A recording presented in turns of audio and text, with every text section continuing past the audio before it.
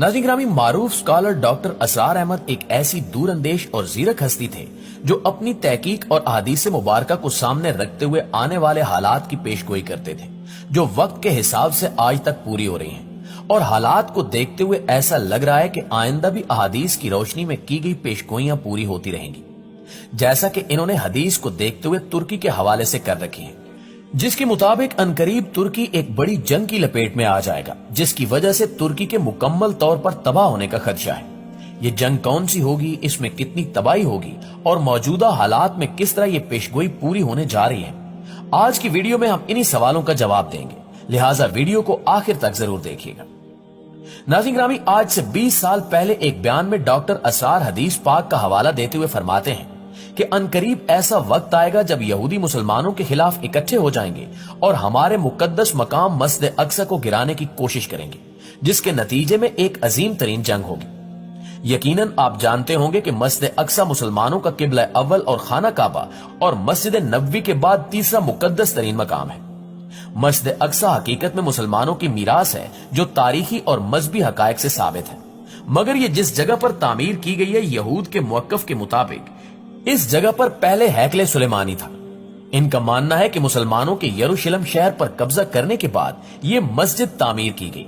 हालांकि कुरान में सफर मेराज के बाब में इस मस्जिद का जिक्र है, गोया ये मस्जिद हजूर सल्लल्लाहु अलैहि वसल्लम की बासत से पहले भी मौजूद थी, जबकि मुतद्दिद रिवायात के मुताबिक खाना काबा के बाद दूसरी इबादत गाह अल अक्सा तामीर हुई थी। मस्जिद का ताल्लुक अल्लाह की इबादत से है और हर नबी को इबादत के लिए मस्जिद की जरूरत थी।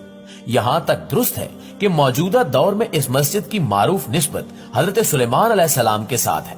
हत्ता कि एक रिवायत के मुताबिक इस मस्जिद को हजरत सुलेमान अलैहिस्सलाम ने जिन्नात से तामीर कराया था, लेकिन यहूदी इस बात पर बजिद हैं कि यहाँ पहले हैकले सुलेमानी हुआ करता था, जिसे गिराकर मस्जिद तामीर की गई। लिहाजा अब हम इसे गिराकर यहाँ दोबारा हैकल बनाएंगे।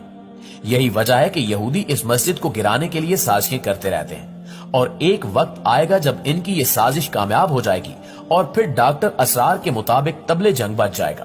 डॉक्टर असरार कहते हैं कि हजूर की हदीस के मुताबिक ये ऐसा खौफनाक वक्त होगा कि जिस शख्स के 1000 बेटे होंगे तो उनमें से 999 खत्म हो जाएंगे और सिर्फ एक बचेगा। ये इतनी बड़ी जंग होगी कि इस जंग में इतनी खूनरेजी होगी कि पूरी जमीन लाशों से भर जाएगी। मुर्दार खोरों की मौज होगी, लेकिन नफासत पसंद परिंदा उड़ते उड़ते थक कर गिरेगा तो नीचे लाश होगी, यानी हर तरफ लाशें ही लाशें होंगी। डॉक्टर असरार के मुताबिक ये जंग लबनान, शाम और इसराइल के दरमियानी इलाके में होगी और यहूदियों के साथ शामिल तमाम ममालिक तुर्की पर चढ़ाई करते हुए इस जंग में शामिल होंगे और इसी दौरान तुर्की को भी मुकम्मल तौर पर तबाह करके इस्तांबुल पर कब्जे की कोशिश की जाएगी। वाज़ेह है कि इस्तांबुल न सिर्फ तुर्की बल्कि पूरी इस्लामी दुनिया के लिए मुआशी, सकाफती और तारीखी मरकज की हैसियत रखता है। ये बुहरे मरमरा और बुहरे अस्वद के दरमियान आबनाए बास्फोरस के दोनों जानिब वाक़ है, यानी इसका एक हिस्सा एशिया में है और दूसरा यूरोप में। आबनाए बास्फोरस 31 किलोमीटर लंबी पानी की कुदरती गुजरगाह है जो दोनों बरआज़मों को जुदा करती है और इस्तांबुल को दो बरआज़मों में बचा हुआ दुनिया का वाहिद शहर बनाती है। इस्तांबुल इस वक्त तो दुनिया का 5वां बड़ा शहर और यूरोप का सबसे बड़ा शहर है, लेकिन एक दौर था जब इस्तांबुल कुस्तुनतुनिया हुआ करता था और मुसलमान कई सदियों से इसे फतह करने के ख्वाब सीने में दबाए हुए थे, लेकिन वो कामयाब नहीं हो रहे थे।